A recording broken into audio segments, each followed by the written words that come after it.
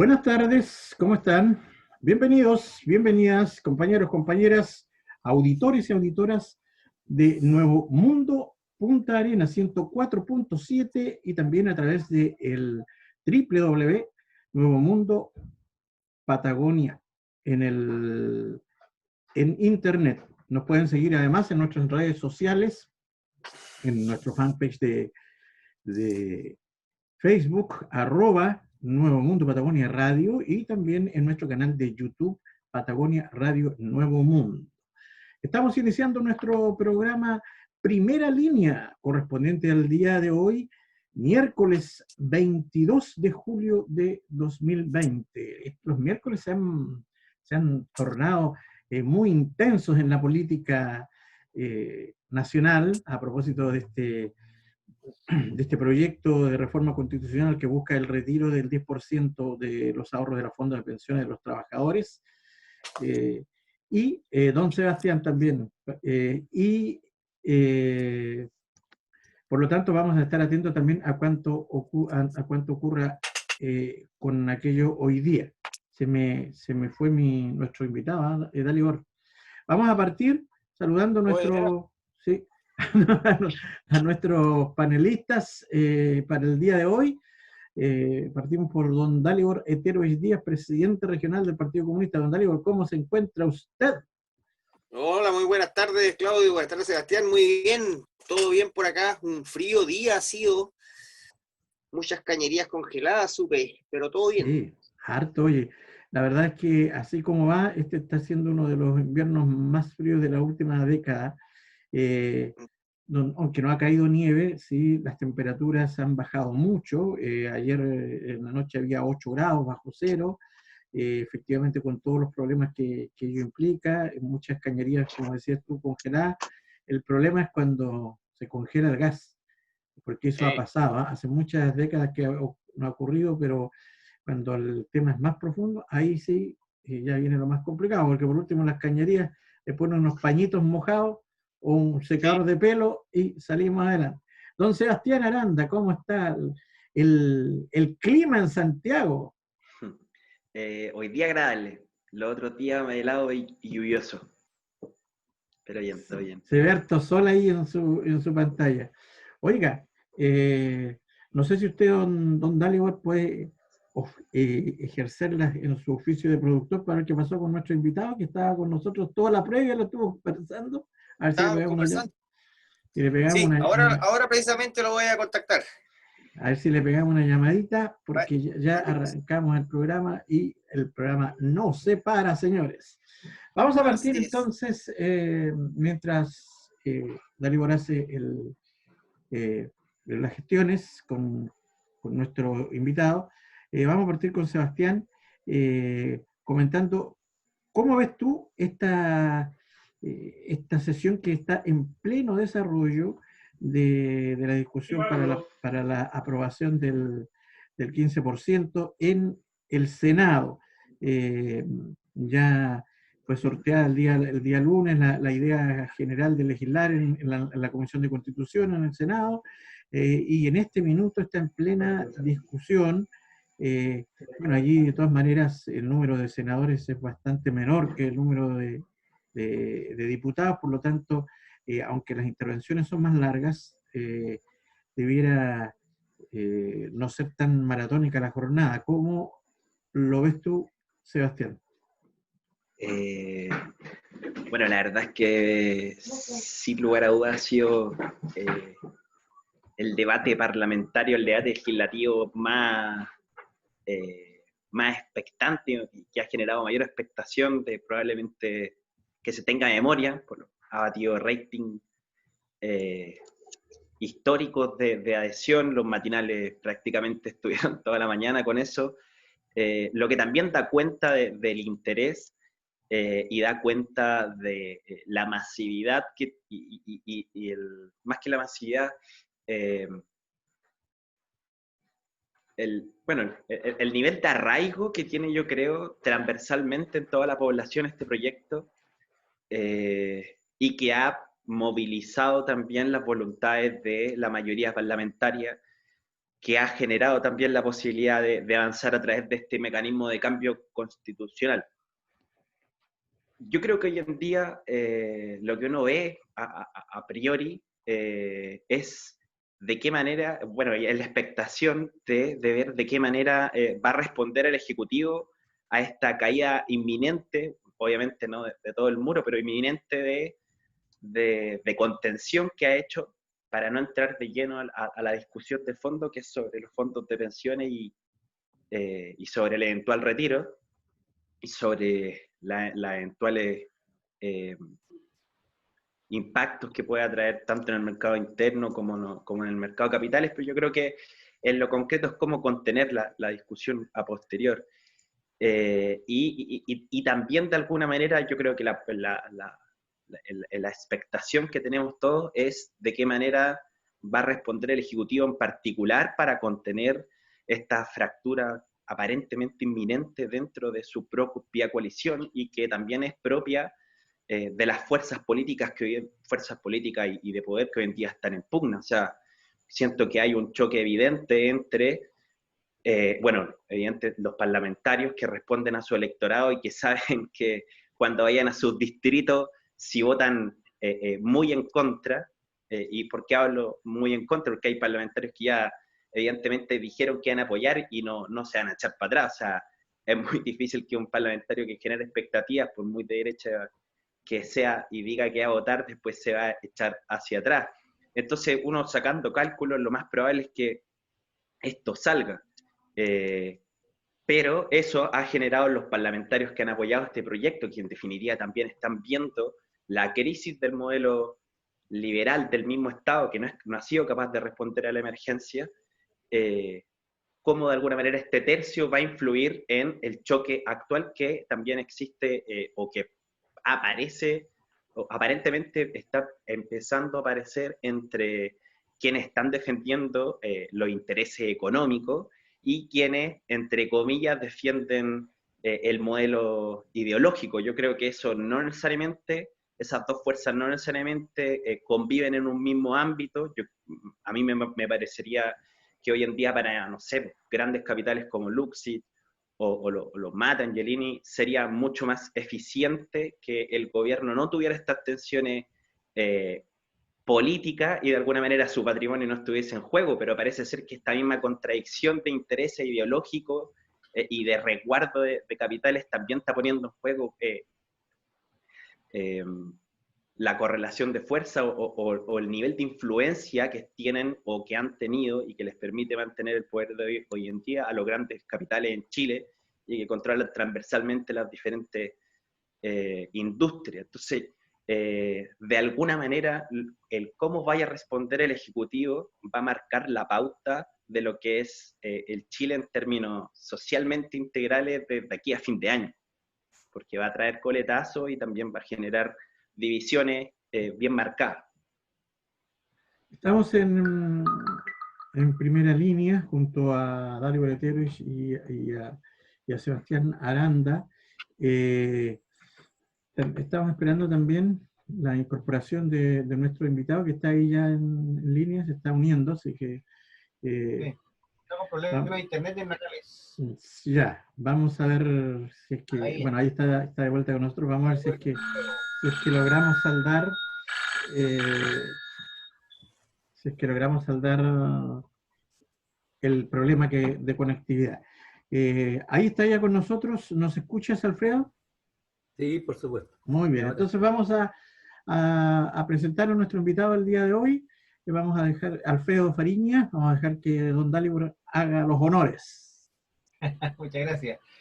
Bueno, bienvenido Alfredo, nos acompaña hoy día Alfredo Fariña, él es el secretario político de la célula del partido en Puerto Natales, un hombre vinculado, entendemos, al mundo del turismo, un trabajador del turismo de alguna manera.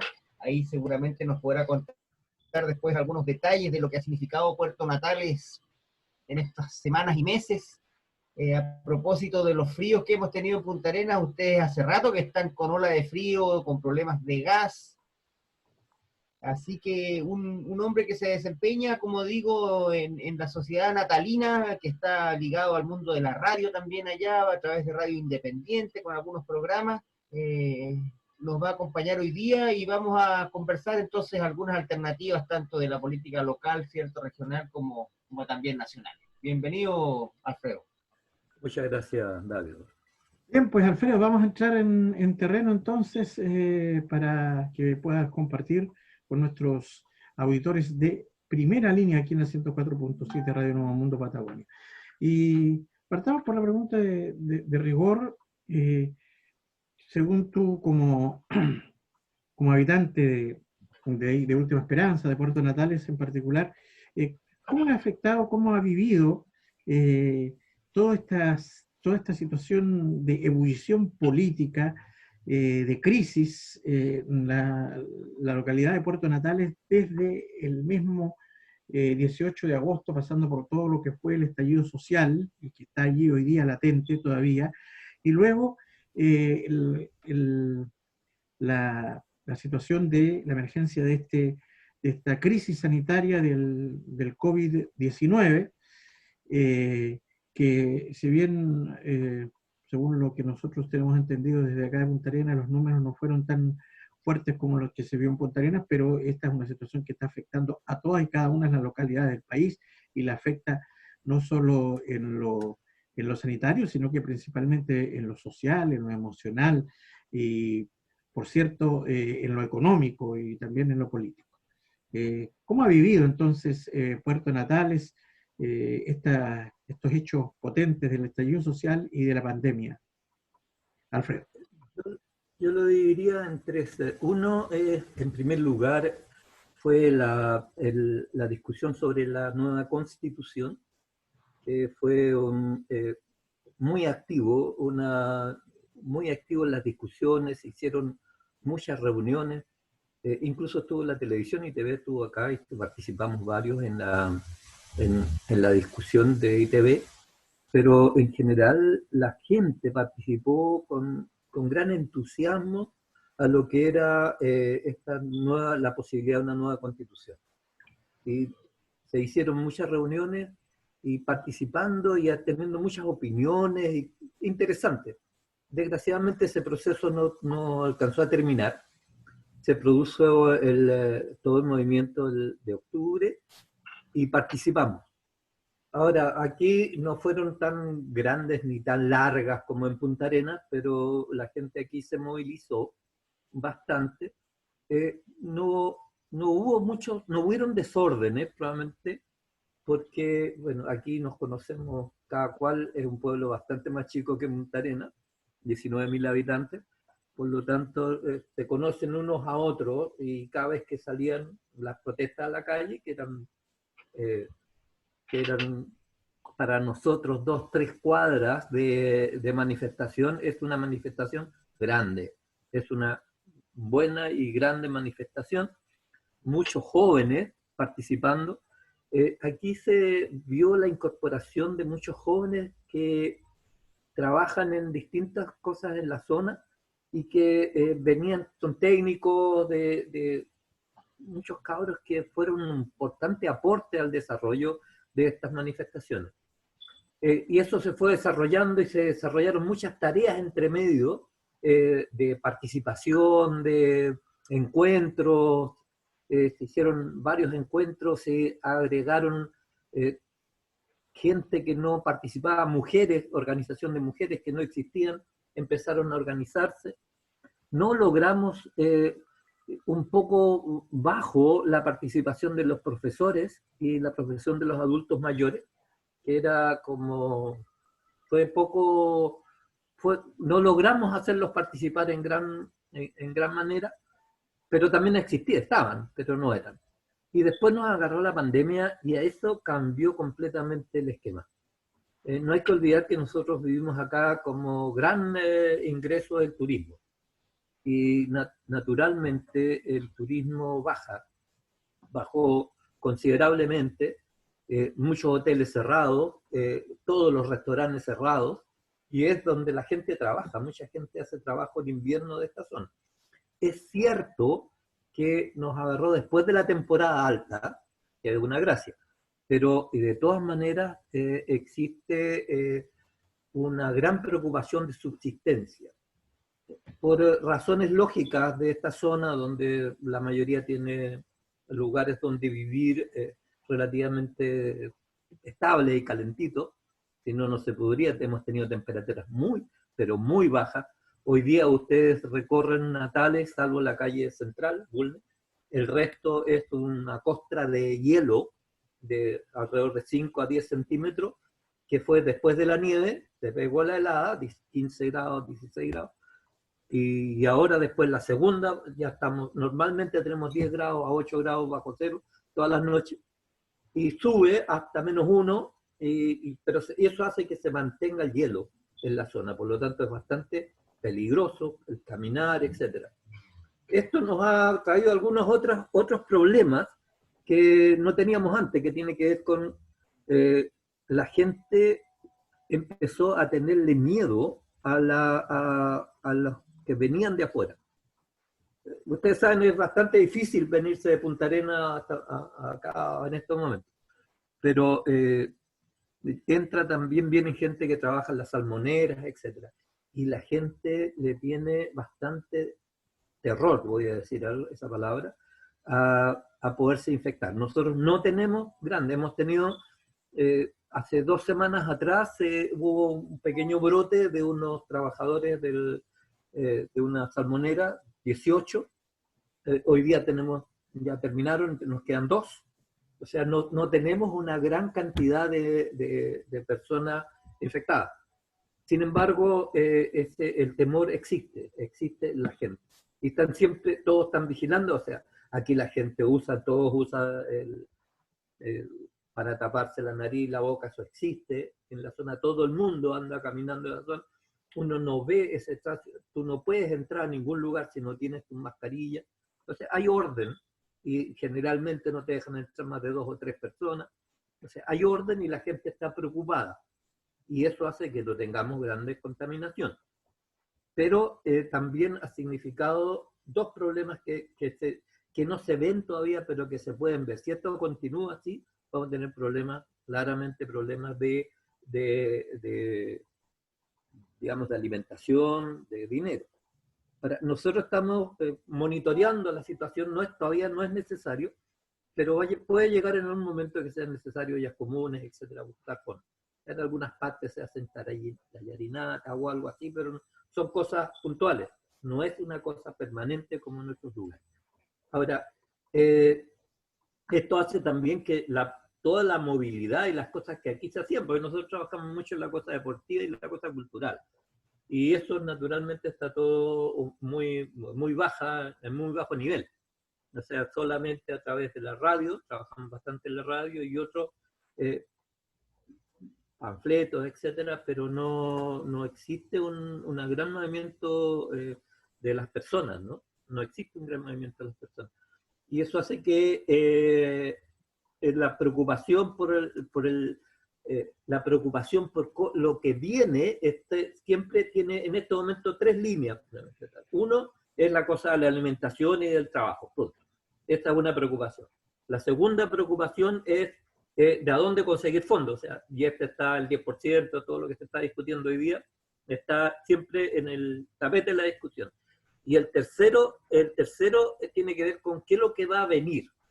Y lo que va a venir son cosas reales de la Constitución. O sea, a medida que empieza esto a levantarse, empieza a preocuparse en la Constitución y las AFP, que son las 2 cosas más importantes de las personas, que las personas sienten como que algo que está ahí.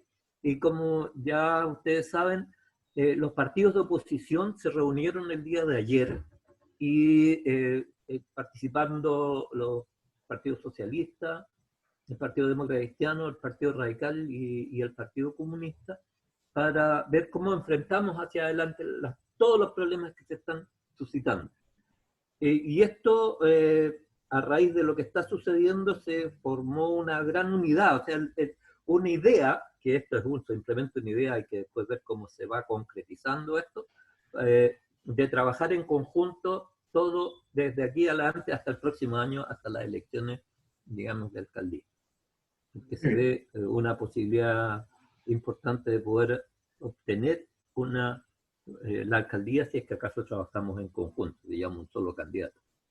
Pero hay que esperar. Eso es un poco lo que pasa en nuestra zona en estos momentos, que no es mucho.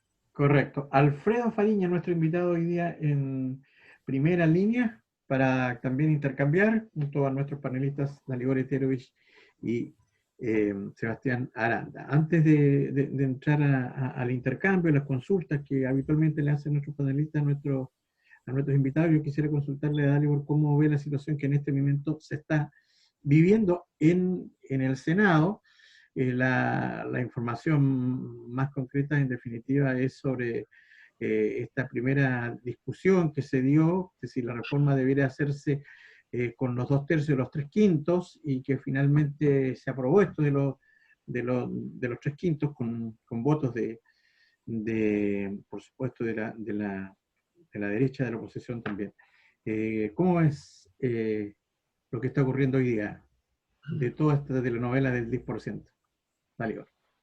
Continúa la novela, ¿cierto? Continúa esta serie de episodios en función de la necesidad que tiene el pueblo de Chile hoy día de recursos.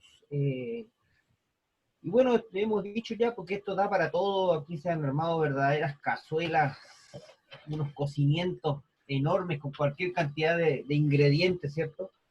Pero en definitiva, aparentemente los votos estarían para que se apruebe este 10%. Sin duda hay sectores de la derecha fieles a sus convicciones, como debe ser por lo demás, que están claramente votando en contra, que están instalando de alguna manera palitos en la rueda, ¿cierto? Con indicaciones, que están buscando cómo finalmente ralentizar esto, porque tienen claro que hay un tema muy, muy de fondo, que también lo hemos dicho muchas veces, y que es la defensa de este modelo, no solo de AFP, sino que de este modelo económico. Entonces, es lo que está ahí en el centro.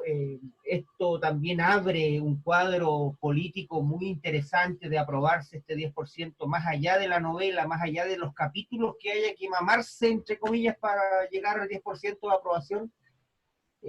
Esto abriría un cuadro político en términos de que los parlamentarios, diputados, diputadas, senadoras, senadores, estarían también en un escenario distinto a la hora de la demanda, diría yo, del pueblo de Chile. O sea, de aquí en más se les va sin duda a pedir mucho más, exigir mucho más, porque cuando hay posibilidades de tener iniciativa parlamentaria, legislativa, dentro del marco de la actual Constitución, ¿cierto? Se podría eventualmente generar algunos cambios dentro de lo posible, como digo, con esta Constitución, que hasta aquí no se han ni siquiera intentado en muchos casos. Tenemos gran cantidad de parlamentarios que ni siquiera en su vida han presentado un proyecto de ley. Entonces, hoy día se abre esa posibilidad a que se presenten proyectos como los que hemos visto. Se viene el proyecto de impuesto a los super ricos. Nos parece que esa es una prueba de fuego para los que hoy día se han llenado la boca, ¿cierto? Estableciendo que aquí lo importante es la clase media y el pueblo de Chile, y que por eso aprueban el 10%. Pero una cosa muy distinta es grabarle un impuesto a las grandes fortunas de este país, cuando en realidad todos sabemos que aquí hay parlamentarias y parlamentarios que han sido financiados por esas mismas fortunas. Entonces, hay un tema ahí que los va a poner, sin duda los va a sacar a la pizarra. Así que tan interesante como lo que pueda ocurrir con la aprobación del 10% es este cuadro que se abre, como digo, y ojalá, es un deseo personal que aquí aparezcan bancadas parlamentarias con buenos y nuevos proyectos. Esa es su pega, para eso les pagan. Hoy día se llenan la boca algunos diciendo que están bajo una gran presión, que en fin, que aquí que la cosa ha sido terrible, que han trabajado como nunca en su vida, pero la verdad es que para eso están. Y como digo, hay muchos y muchas que habían pasado colados, que hoy día recién lo estamos conociendo por los medios de comunicación, y estaría bien interesante que más allá de los discursos de buena crianza, aparecieran iniciativas legislativas contundentes que en el fondo apunten a ir modificando y humanizando este modelo económico. Muy bien. Su pregunta para nuestro invitado, don Dalibor. Pregunta, mira, comentarles más que nada que nos comente, en este caso Alfredo, cómo ha visto él el tema a nivel local allá respecto de lo que es la gobernación, el municipio, entendiendo que las comunas más pequeñas en rigor tienen menos dramas, entre comillas, que la gran ciudad, ¿no? Pero siempre la comunidad espera que las autoridades locales estén a la altura de las circunstancias. ¿Cómo has visto tú el comportamiento de la autoridad más cercana, que en el fondo es el municipio y, como digo, la gobernación? Bueno, en general, bueno, aquí no ha habido grande, yo diría, presencia del municipio, no ha sido necesario, pero lo que sí está rondando es el cambio que se está produciendo en la exigencia que se está haciendo a los municipios. Yo le llamo el efecto Hadwe. O sea, las personas empiezan a mirar las posibilidades de que se está haciendo en otros lugares y se están haciendo una cantidad de cosas que parecían imposibles y que son a favor de las personas. Estoy hablando de la universidad, estoy hablando de hoy día de las casas, de los departamentos, etc. Aquí recién este año se abrió la famosa farmacia popular, el único que se ha hecho. Pero la gente empieza a comprender que es muy posible hacer muchas cosas en la municipalidad y que necesitamos transformar esta soledad, este aislamiento de Santiago, por la verdad, en algo que nos permita desarrollar nuestra propia comunidad, como pueblo chico en este sentido, pero que permita hacer montones de cosas que como se hace, yo le llamo efecto Hadwe, porque ha puesto en cada una de nuestras conciencias y la conciencia de las personas esta posibilidad de hacer muchas cosas. Entonces, la municipalidad, con todo, que es tranquila, que se maneja, el alcalde de acá se maneja, es populista, sale a todas partes, conversa, mucha gente, pero la gente empieza a exigirle mucho más. O sea, no nos basta con la simpatía de ir a conversar allá, necesitamos cosas precisas. Y en ese sentido nosotros también estamos creando cosas, estamos buscando situaciones que nos permitan empujar. Por ejemplo, una de las cosas que queremos empujar es la cosa de la basura. La basura, que es un negocio impresionante y que da mucho dinero y que está entregado a varias personas, ¿ves? Y el gerente de acá, o sea, el gerente, que es el César, alguien que aquí se conoce a todo el mundo, que gana 5 palos por ir a mirar 2 veces a la semana, digamos, cómo trabajan. Entonces, ¿por qué todas esas no puede nosotros tomar, o sea, la municipalidad, tomar esta situación de dirigir algo y obtener ingresos para la comunidad, trabajar como comunidad? O sea, la comunidad empieza a pensar qué podemos hacer nosotros como comunidad, cómo trabajar en comunidad. Y también empiezan a pensar cómo ser más, cómo ampliar la democracia, cómo hacer una democracia mucho más directa, que no nos basta con tener 4 personas allá que se reúnen con el alcalde 2 veces al mes, o una vez al mes, y que discuten y se oponen o están de acuerdo. A lo mejor necesitamos un sistema un poco distinto, donde la gente participe más directamente. Incluso han salido ideas. ¿Por qué no tenemos un consejo de 50 personas que se elija una vez al año? Y que ahí participen todos y ahí van a estar todos, y que eso sea realmente como una especie de congreso, digamos, que elija y que diga las cosas que tienen que hacer. ¿Cómo logramos que la democracia llegue, sea mucho más directa y mucho más representativa y que represente a muchos sectores? A nosotros nos parece bien una resolución como esa. O sea, lo que está pasando es que la gente está, junto con esta cosa del 10% de la AFP, que nunca antes la gente había reclamado o tenido tan claro por qué es necesario tener ese 10% y quiénes están ganando la plata con la AFP. Eso siempre pasó, nosotros lo teníamos claro, pero la gente no empujaba, o sea, no tenía, hoy día, yo te digo, el 90% está de acuerdo en el 10%, pero no es tanto el problema en la plata, es el problema de pegarles a la AFP, de obtener un golpe a algo que uno siente que no es de nosotros, a pesar de que la gente es la que pone el dinero para que la gran empresa, pero no tiene ningún derecho ni a sacar el dinero que según ellos es de ellos, ni tampoco dentro de la dirección o lo que sea dentro de la AFP, ni uno. La gente empieza a tener mayores necesidades de participación. Y eso, por lo menos, aquí se está notando. Estamos junto a Alfredo Fariña hoy día, dirigente político de la localidad de Puerto Natales, conversando en primera línea junto a nuestros panelistas Sebastián Aranda y Dalibor Eterovich. Alfredo, un poco sobre lo que conversamos en la primera parte, de cómo ha afectado, golpeado la pandemia allí a Natales, lo que tú nos conversabas, yo quisiera preguntarte unas precisiones al respecto. ¿Cómo está funcionando el cordón sanitario en la localidad de Puerto Natales? ¿Qué pasa con la línea aérea? Yo he entendido que, por ejemplo, LAN anunció que va a terminar con el trayecto que hacía hacia Puerto Natales. ¿Cuál es la realidad? Tú dices que es muy difícil llegar hoy día a Puerto Natales por las condiciones climáticas, pero ¿cuál es la realidad hoy día de los buses interurbanos? ¿Están suspendidas los viajes de los buses interurbanos de estas empresas, Fernández, Busur, etcétera, que son las más conocidas? ¿Y cuándo se vería la posibilidad de que esto efectivamente se pudiera abrir, si es que es así? Básicamente sobre el tema de la conectividad, ¿cómo está el tema allá? Bueno, no hay ni una conectividad. O sea, los aviones no llegan a Natales, claramente ninguno. Ahora no llega ninguno.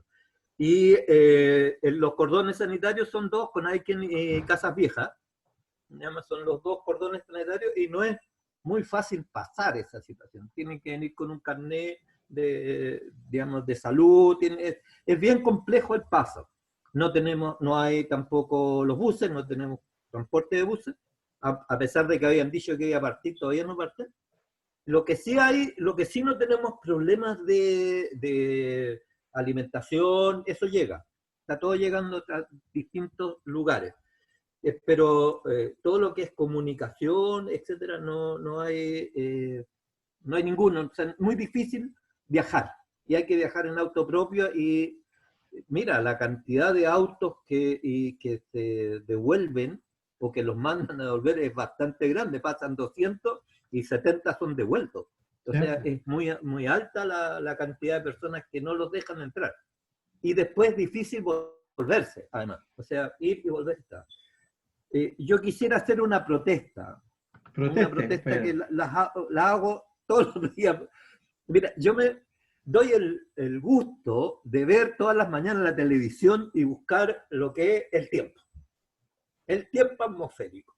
Me mamo casi una hora, donde en los cuales se gasta media hora en Santiago, que aquí, que la zona de acá cayeron 2 gotas, que acá cayó ninguna, ahí cayó una sola, que tengan cuidado por los autos y todo, y al final dice, bueno, y la zona austral va a ser frío.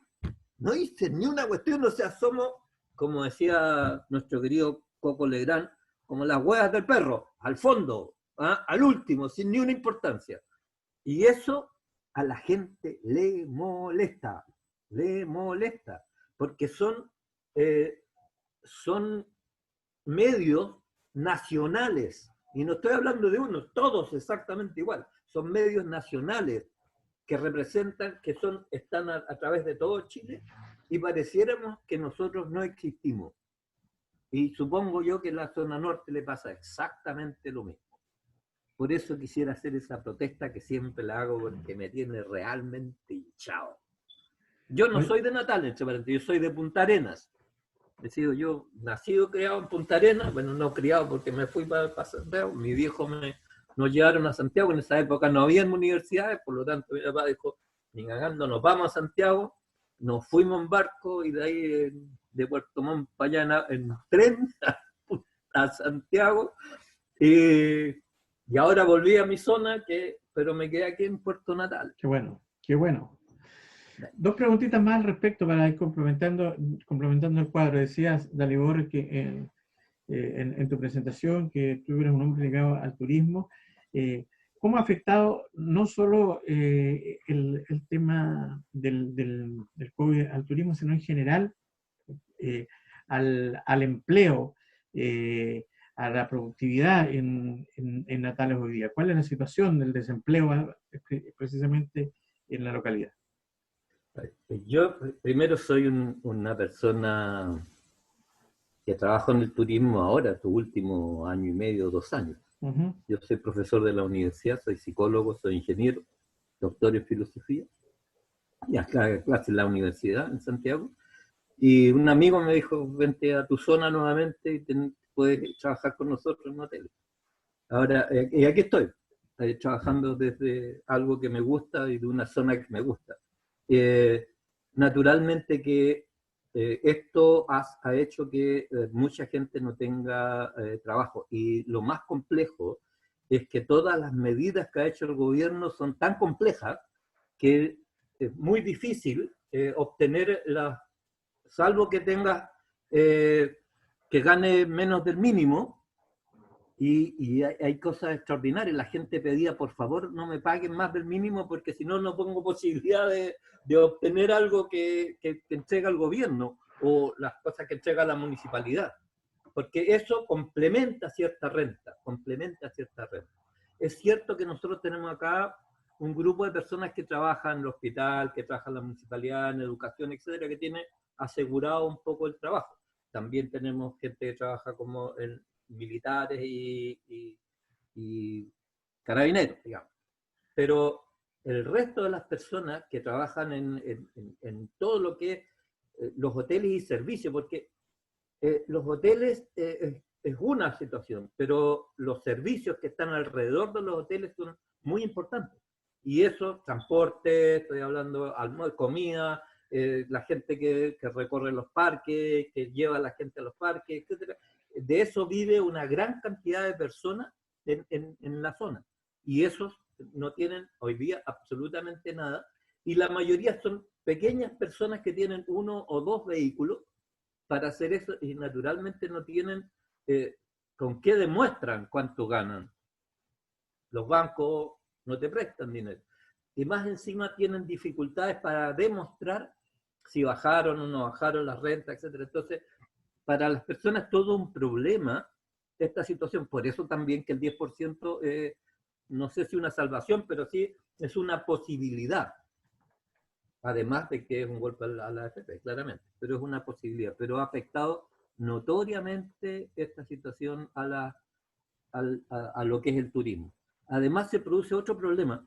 Cernatur trabaja con muchos programas que tienen que ver con el adulto mayor. Y los programas de adulto mayor tienen una característica muy importante, que es el adulto mayor necesita juntarse con gente, porque eso es lo que le falta al adulto mayor. O sea, se aísla a medida que va perdiendo sus contactos, se empieza a aislar, y él necesita juntarse con gente. Entonces, la discusión que hay ahora con Cernatur es que ¿cómo lo hacemos? Porque se plantea que hay que estar, que no se puede juntar con otro, que tienen que estar muy separados. Dijo, si lo que ellos necesitan es, entonces no sabemos y no está muy claro, y Cernatur tampoco lo tiene muy claro, cómo se va a implementar este programa del adulto mayor, que claramente en la zona se piensa que el turismo que va a empezar es el turismo regional, o sea, el turismo de Chile, digamos, no un turismo internacional. Pero no está fácil la cosa, Y se ve desgraciadamente para no corto plazo,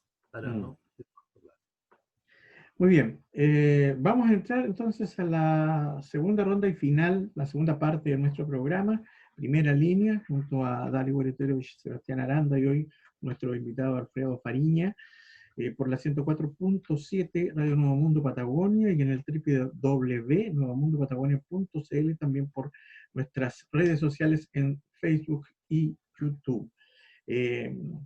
Don Sebastián, antes de darte el micrófono para que le haga alguna consulta a nuestro invitado, un poco seguir en lo que estábamos en la primera parte, ¿no?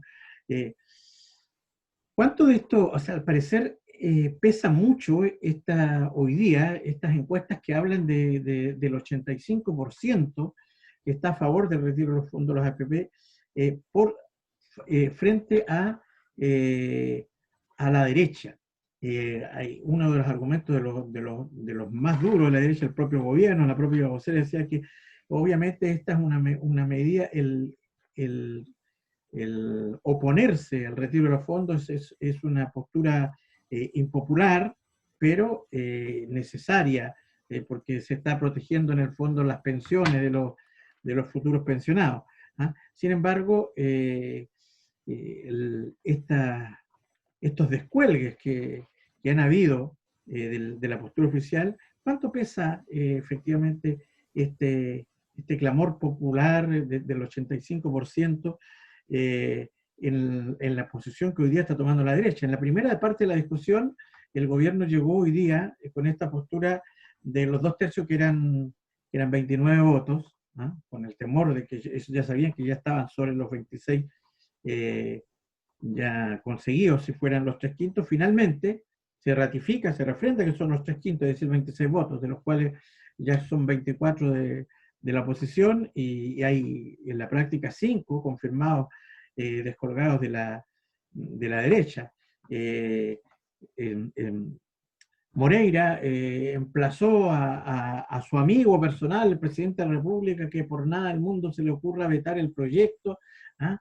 Que él dice que aunque lo echen de la U, iba a seguir teniendo la U en el corazón. Hay acusaciones, por lo tanto, de populismo por lado y lado, ¿ah?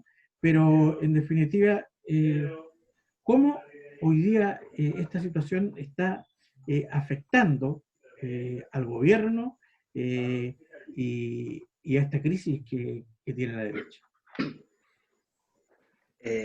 Sí, bueno, primero que todo, destacar una espontánea y masiva manifestación a nivel nacional que ha generado, el otro gran tema importante de la jornada, que es el juicio que está en contra de Martín Praenas, acusado de violar, ¿no es cierto?, a Antonia y a, entiendo, cuatro mujeres más.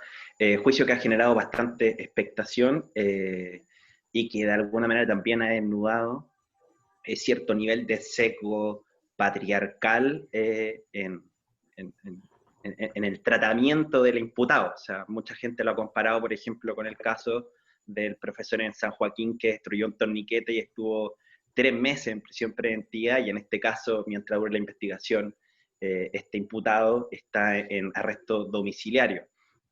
Lo destaco obviamente porque evidentemente la movilización femenina es un factor en sí mismo, es un actor en sí mismo en términos de movilización popular, y yo creo que englobado también dentro del contexto de movilización de los últimos 6 meses, queda más o menos definido cuál es el motor del resultado de las votaciones que se han llevado en el Parlamento el día de hoy. Recordemos que este es un proyecto que fue elaborado por la bancada del Frente Regionalista Verde y patrocinado, puesto en tabla por el diputado Matías Walker. O sea, es un proyecto que de alguna manera recoge la necesidad de sobrevivencia que la gente está manifestando a través de directamente, en lo que uno palpa en la calle, pero también a través de apoyos a métodos de manifestación. O sea, yo creo que el cacerolazo la semana pasada y los distintos focos de conflicto que se generaron a nivel nacional tuvieron efectivamente un respaldo, porque la gente hoy en día respalda esa, si se quiere decir, esa delegación de fuerza en estos focos no sé si subversivos, pero que sí cuestionen la institucionalidad y que en definitiva van de la mano con la discusión de fondo de lo que es el retiro de la AFP, que es hasta dónde va a durar este golpe, por así decirlo, al modelo. Recordemos que la AFP, primero que todo, le dan un carácter de naturalidad y de necesidad al Estado, que a través del neoliberalismo, perdón, más que la AFP, el sistema de pensión, el sistema de seguridad social, es un por qué existe el Estado moderno, y el neoliberalismo lo que hizo fue limitar al máximo el rol del Estado o el rol de la sociedad dentro del recuerdo de esto.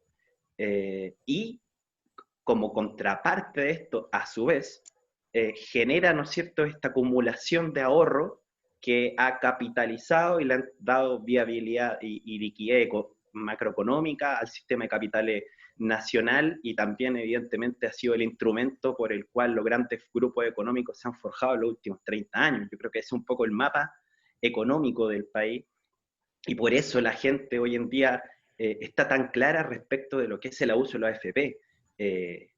Y la estrategia del gobierno y de quienes hoy en día defienden esta estructura ha sido echarle mano a estas viejas confiables, que es el populismo, la denostación. Pero yo creo que la gente no es tonta, yo creo que la gente efectivamente entiende que está rompiendo su chanchito, pero la gente lo que también está diciendo es que no quiere que sea ese el chanchito que le permita después jubilarse. O sea, nosotros entendemos que hay otra forma de generar chanchito, y mejor aún, entendemos que esos recursos hay otra forma también de invertirlos, que es una estrategia de desarrollo productivo integral, sostenible, y que de alguna manera sea armónico durante el tiempo. Aquí va un poco mi pregunta después de hacer el análisis al compañero de Natales. Nosotros sabemos que hoy en día en Magallanes y en Natales principalmente los focos de trabajo, la inversión productiva que genera empleo, principalmente turismo, un sector que también está bien centralizado en grandes capitales que controlan precios y al cual el resto de proveedores tienen que ajustarse, y industria salmonera, que con todos los reparos que nosotros le conocemos y también con el nivel de integración vertical que de repente tienen con quienes los fiscalizan, hay una especie de turbiedad respecto de cuáles son efectivamente el verdadero impacto de la industria. Entonces, dentro del contexto que se va a generar de aquí en más de lo que son este ahorro en la inversión, y dentro del contexto también constituyente, ¿cuál debería ser un poco el foco de desarrollo productivo que se debería empezar a generar en Natales en términos de, como usted decía, generar una comunidad que discuta acerca de cómo quiere sobrevivir, pero que también esa sobrevivencia sea sostenible y sea armónica consigo mismo y con el entorno de los natalinos, que al final es un valor agregado de vivir en un lugar como ese? A ver, varios puntos, la pregunta es bastante amplia. En primer lugar, voy a tomar el punto de las salmoneras primero. Las salmoneras tienen, siempre se discute mucho el problema que no son controladas, que este es algo muy típico de nuestra sociedad. O sea, si lo controlamos o no lo controlamos y buscamos al culpable y no la causa. Esto es súper normal. Y la verdad, el problema es que las salmoneras no es un problema digamos, que lo controle o no lo controle, es el problema es que la salmonera solo, como empresa, debiera cumplir las normas que tiene que cumplir. Esa es la verdad de la milanesa. Y lo único que hacemos con vigilarle y hacerle es colocarle una multa, y esa multa la pagan porque es mucho más fácil pagar la multa que arreglar el problema, y al final estamos metiendo en un problema, nos estamos metiendo en un problema a futuro que es bastante complejo, y hasta las salmoneras lo han hecho en otros lugares que han destruido el territorio. Entonces, lo que sí necesitamos en el problema de la salmonera es ser exigente con respecto a las cosas que tienen que cumplir y ser muy claro con las cosas que tienen que cumplir. Y si no cumplen, bueno, las penas del diablo, o sea, no una simple 15 millones, 20 millones, 50 millones, que para ellos no es absolutamente nada. Es simplemente chao nomás y otra, o lo tomamos nosotros. Esa es una de las cuestiones que nos molesta mucho, que no hay, que siempre se habla mucho, se discute mucho acerca que no se controla, que falta gente para que lo vayan a ver, cuando la empresa, o sea, si no los pillamos no sirve, esto no es. Estos no son tipos que quieran trabajar, o sea, quieren robar, que es distinto. Entonces, si el tipo quiere trabajar, si las salmoneras quieren trabajar, o sea, no tenemos problema. Pero las normas son esta y esta otra, y esas se tienen que cumplir, y si no lo cumplen, no nos sirven. No es un problema que esté controlando todo el tiempo. Y esta situación también ocurre en otros aspectos. O sea, queremos nosotros, quieren el gobierno y generalmente el sistema que hay, lo único que hace es controlar a través de castigo. Y el castigo es algo súper claro. Cuando yo castigo a alguien, la gente va a cumplir eso, pero mientras esté el castigador. Y lo que nosotros necesitamos es que la comunidad en sí misma se empodere de tal manera que entre ellas mismas se controlen. O sea, esto es necesario. En el sentido de hoy día, con respecto a lo que es el coronavirus, a lo que a nosotros nos interesa es que la comunidad, lo que nosotros hemos insistido mucho, es que es la comunidad, o sea, en los pequeños, en el barrio la gente se conoce, y como se conoce, son capaces de ayudarse, pero también controlarse.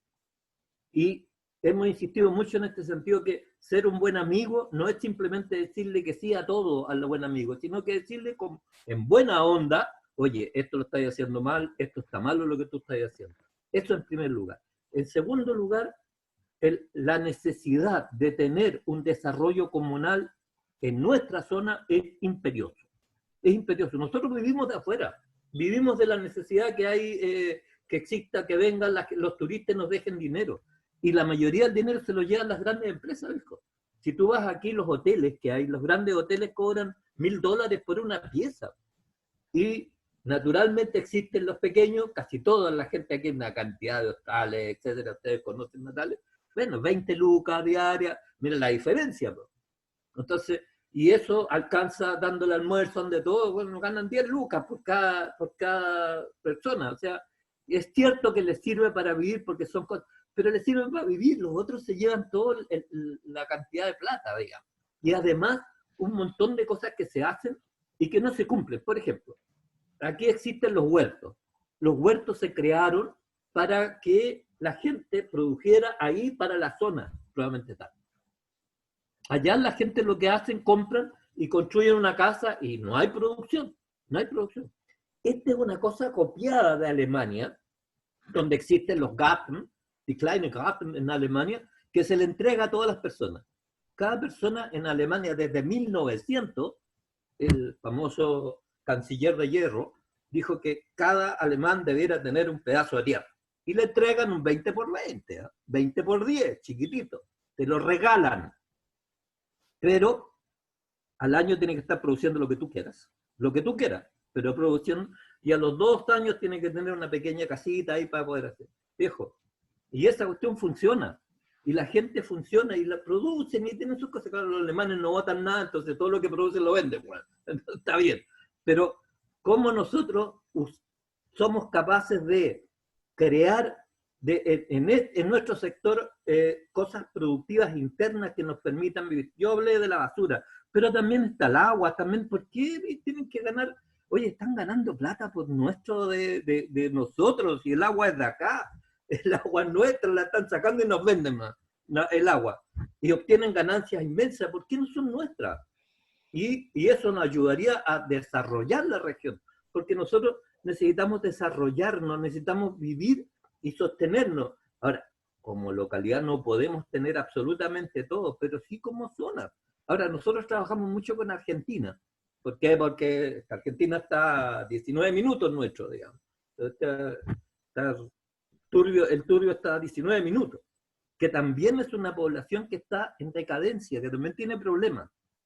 Pero nos cuesta una gran cantidad trabajar con ellos, porque la frontera, pasar, llegar. Mira, en invierno ellos tienen una cancha de esquí.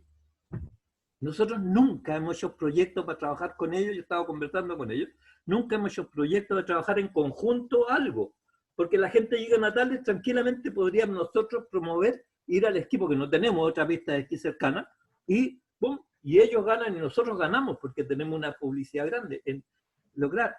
Mira, si tú vas a Calafate, no sé, ¿ustedes conocen Calafate? Calafate tiene un glaciar hermoso, pero es solamente glaciar. No tienen absolutamente nada más que glaciar. Pero tú vas allá, cómo está armado, cómo tienen, pero extraordinario cómo le sacan provecho a una situación real. Nosotros tenemos un parque impresionantemente grande y hermoso, dijo, y lo estamos destruyendo, ojo, lo estamos destruyendo, porque la cantidad de gente que hace la W o la cantidad de gente que va a ver digamos, al pie de las Torres del Paine, parece ahumada en Santiago, suben y bajan, y eso rompe. Pero eso requiere inversión, requiere una política del Estado con respecto a eso, que es lo que queremos, etc. Y, claro, ahí está, hay los hoteles que cobran carísimo y que tienen un montón, pero a ellos sí le dan posibilidad. Pues. Ellos sí tienen la posibilidad de tener el Explorer, tener un hotel inmenso y grande, o el famoso el Grey, que tienen un barco, etc. Oye, con ingresos, con mínimos, cuestiones mínimas. Entonces, ¿cómo somos capaces? Y esto requiere que la gente empiece a darle vuelta y dar, bueno, ¿qué es lo que hacemos? Bueno, ahora vienen las elecciones de alcalde, puede ser de alcalde, pero también de la provincia de Nueva Esperanza, de la zona de Punta Arenas.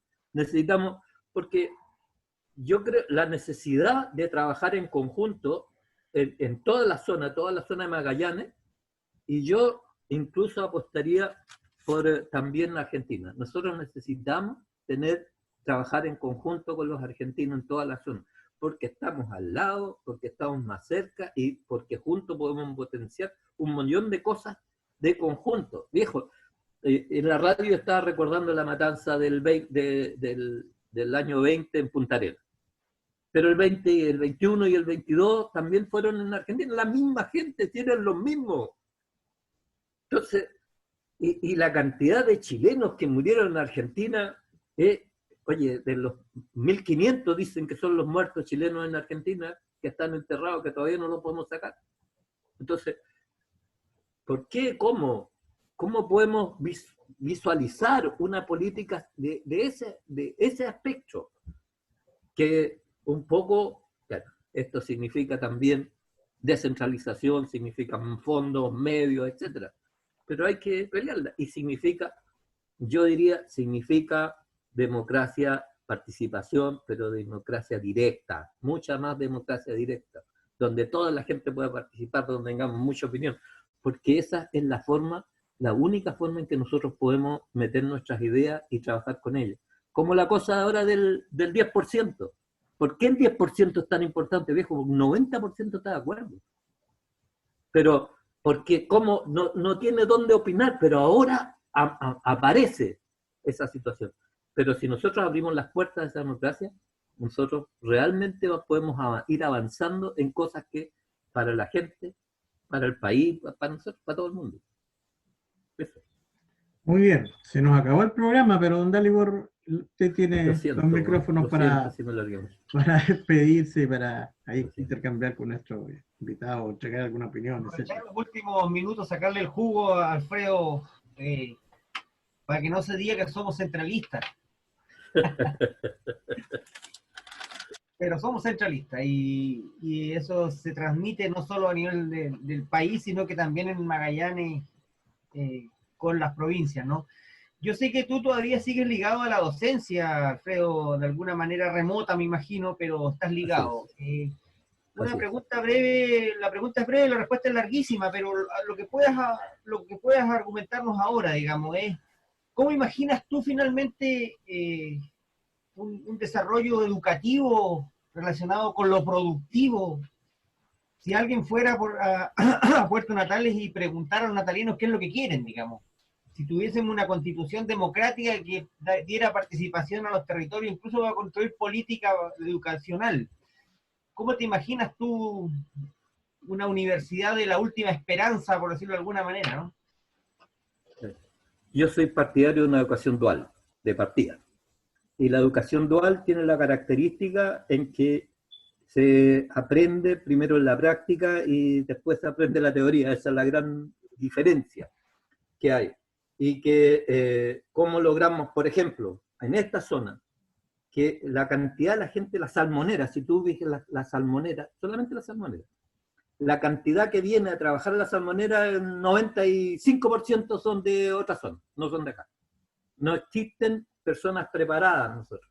Si nosotros trabajamos con los jóvenes, que vayan a trabajar y que vayan aprendiendo y además vayan obteniendo un oficio, pero la gracia es que ese oficio sea posterior, tenga su titulito, digamos, aprenda ya. ¿Cómo me lo imagino? Él va a trabajar, aprende a trabajar, aprende a cómo, qué es lo que se hace, etcétera, pero tiene que ir a estudiar como teóricamente qué es lo que está haciendo, va a aprender las bases teóricas de lo que está haciendo, pero después de la práctica, y que eso significa un título, no sé, obrero, de qué sé yo, técnico especializado, lo que quiera, pero que le sirva para después ir a subir, llegar hasta la universidad, pero que le vaya acumulando esos cuestiones.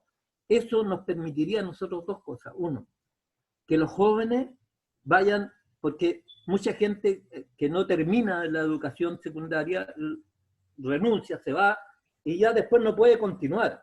Y le ofrecen esta cosa del cuarto medio laboral que no le sirve absolutamente de nada, porque lo único que le sirve es para poder trabajar en un lugar, pero no le sirve a seguir estudiando. Mientras que si nosotros logramos sacar a esa gente de ahí, de que no tiene que hacer, y le estamos pagando por estudiar, porque el gallo va a trabajar, pero está estudiando, y está sacando su título, lo que sí vamos a lograr a tener una gran cantidad de técnicos, o sea, gente especializada en lo que queremos hacer. Y esto en la cantidad de cosas que podemos hacer, de todos los oficios, partiendo por los oficios, para que después puedan subir, pero que les permita, no los encadenemos porque tiene un oficio, el tipo no puede seguir estudiando, no puede entrar a la universidad porque esto no le sirve. Aquí no reconocemos la experiencia, mientras que si lo hacemos, esta situación, avanzando y el tipo pues.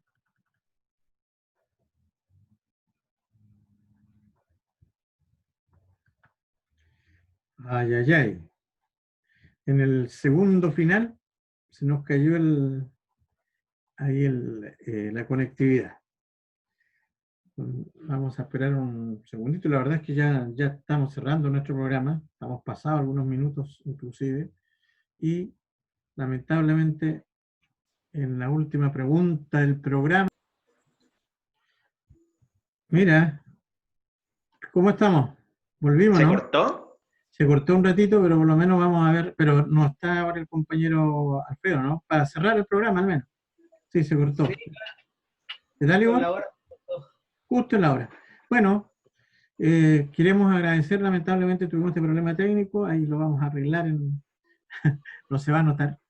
Y queremos agradecer entonces al compañero Alfredo Fariña, muy interesante, ojalá que podamos tenerlo en otra oportunidad para seguir conversando sobre todos estos temas, y también, por supuesto, a nuestros panelistas estables, Sebastián Aranda y Dalibor Eterovich, haber estado esta tarde en primera línea. Chiquillos, muchas gracias por haber estado con nosotros, nos reencontramos hoy día es miércoles, el día viernes. ¿Ah? ¿Qué sorpresa nos tiene el viejo? Chao. Ya, chao, chao. Chao, chao.